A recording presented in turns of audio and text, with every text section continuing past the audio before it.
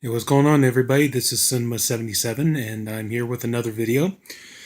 And I thought I'd go ahead and make this video because one thing I noticed, and I've actually heard people ask this question, and being a horror movie fan and everything else, um, the thing that a lot of people keep asking is, does the black guy always die in a horror movie? Because we keep hearing that joke and that cliche over and over and over again. It's like it's been every time you turn around, somebody, you even say the word horror movie, somebody pops up and says, "Oh, the black guy's got to die first," and that's just kind of gotten to be the joke now. And so, people are asking, well, is that true? Does the black guy always die in the horror movie? Well, I'm here to tell you, no, the black guy does not always die in the horror movie. Okay, I'm going to give you a few examples. There's plenty more here. Okay, but I'm just giving you a handful of examples to show that no, they don't. It doesn't always happen that way. And I'm going to start off with one that I think is actually kind of unique.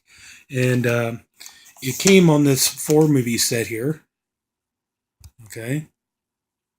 And the name of the movie is King of the Zombies. Okay. Now, this movie came out in 1941.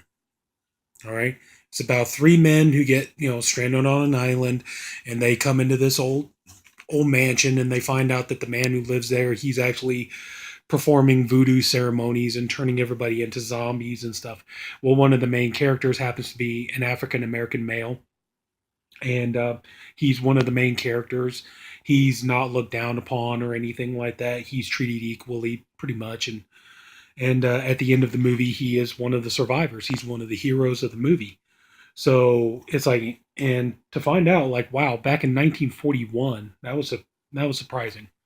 So yeah, here is one movie where the black guy isn't the first one to die. So there's one.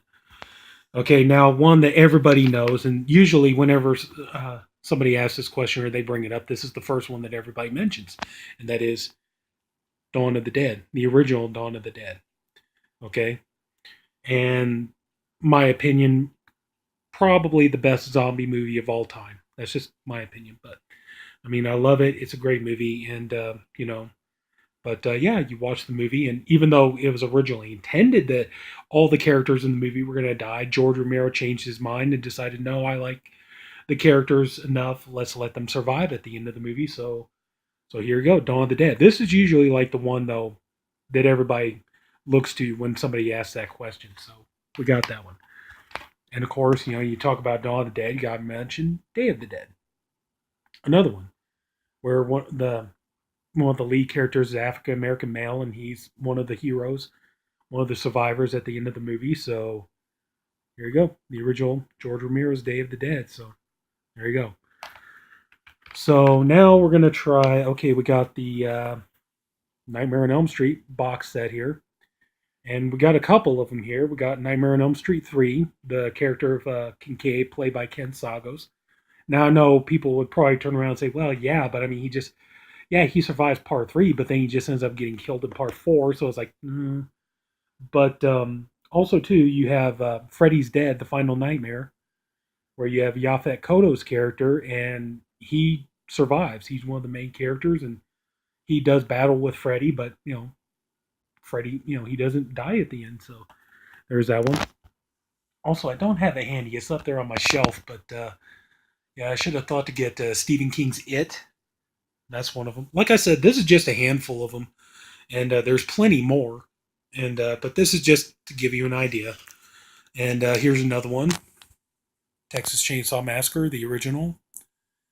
You have the truck driver at the end of the movie. He's African American male. He runs off, and at the beginning of Texas Chainsaw 3D, they had like a little snippet scene that the family got him, but that didn't make any sense. So I'm glad that they cut that out because I mean, you see him running down. If you watch the movie, you see him running down the road. He doesn't run towards the farmhouse, and this is kind of like right outside the farmhouse, so it doesn't make sense that he would run to the farmhouse.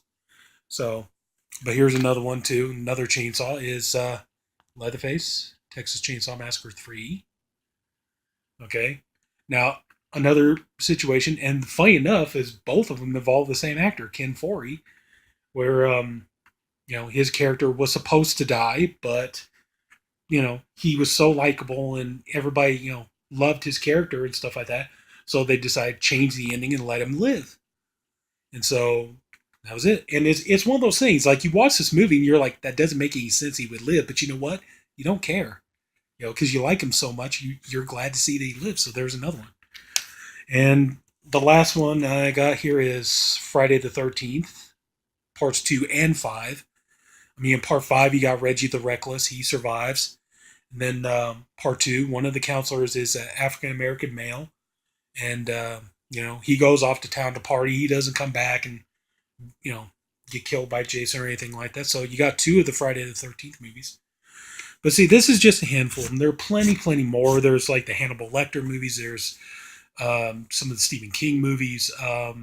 Like I said, It, Maximum Overdrive, so many more. Let's see what else. There's plenty other ones, but yeah. So that kind of answers the question: does the black guy always die in the horror movie? And the answer is no, not every time. Night of the Demons, that's another perfect example. See, that's what I'm saying. There's plenty more. The more I sit here and think about, the more things keep coming into my mind. But anyway, that's going to end this. So thank you very much for watching, and hope you love horror as much as I do. This is Cinema 77, and bye.